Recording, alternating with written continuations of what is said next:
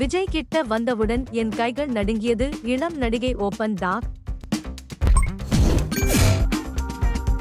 மலையாள திரையுலகில் அறிமுகமாகி இன்று தென்னிந்திய சினிமாவில் சென்சேஷனல் நடிகையாக ரசிகர்களின் மனதில் இடம் பிடித்துள்ளார் மமிதா பைஜு. கடந்த ஆண்டு பிரேமலு எனும் மாபெரும் வெற்றி படத்தை இவர் கொடுத்தார்.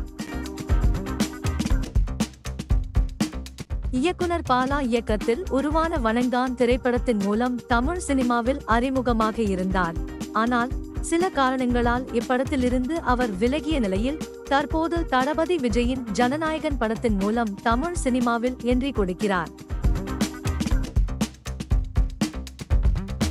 இப்படத்தின் படப்பிடிப்பு தற்போது விறுவிறுப்பாக நடைபெற்று வருகிறது.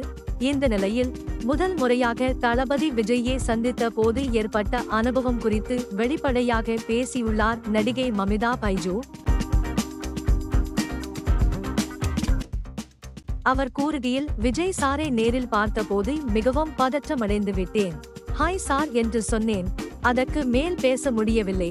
கைகள் நடுங்கியது. இதை தெரிந்து கொண்டு விஜய் சார் என்னை நோக்கி நடந்து வந்து அமைதியாக ஹாய் மா என்று கை கொடுத்து அரவணைத்து கொண்டார். அந்த தருணத்தை வார்த்தைகளால் சொல்ல முடியாது.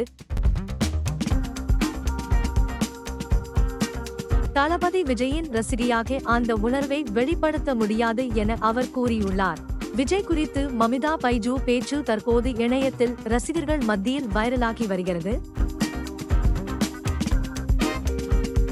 இது போன்ற வீடியோக்கள் பார்க்க தொடர்ந்து இணைந்திருங்கள். நன்றிகள்.